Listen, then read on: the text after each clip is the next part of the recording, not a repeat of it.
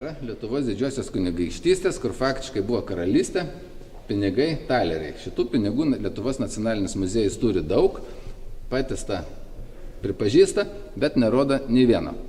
Tie pinigai rodo, kad geras ar blogas nevertinant, bet paskutinis Lietuvos didžiosios kunigaikštystės didysis kunigaikštis Stanislovas Augustas ant pinigų prisistato Lietuvos didžiosios kunigaikštystės kunigaikščiu Lenkijos karaliumi.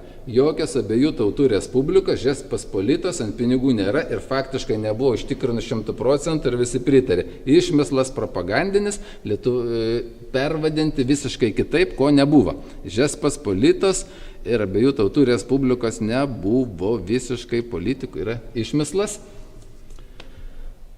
Čia yra paskutiniai grašiai Lietuvos didžiosios kunigaikštystės Lenkijos karalystės, kur Grosši, suprantat ir lietuviškai, Grosši.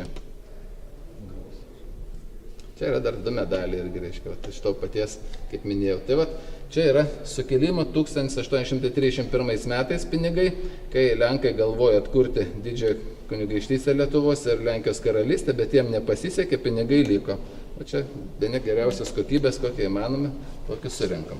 Tai vat, kad šitą dalyką nuginčyt, tai galiu pasakyti, šitie daiktai kainavo 30 000 litų, geriausia kaina iš užsienio gauti, ne iš ES dar PVM reikia sumokėti. Tai vat, mūsų valstybė turi, meluoja ir nerodo. Nacionalinis muziejus turi talerių daug. Čia yra taleris ir patys paskutiniai, 1795 metų, va šitas, kur jau ir iš Amerikos gavom ir sertifikatos paskutinis taleris Lietuvos didžiosios kunigaikštystės, 1795. Ir pinigėlis tas grošiai irgi 1795 metai, patys paskutiniai.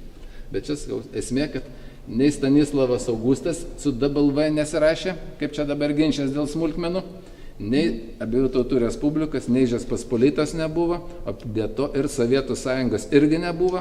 Visuose dokumentas yra arba Sovietskis Sąjūz, arba Tarybų sąjunga. Jeigu ieškos dabar ar po kažkiek metų asmenys internete, tai atras tik propagandą, išmislus, kvailionės dabartinių politikų ir žurnalistų melą, arba jų nuomonę tyčinę ar netyčinę. Visi dokumentai bus Tarybų sąjunga arba Sovietskis Sąjūz.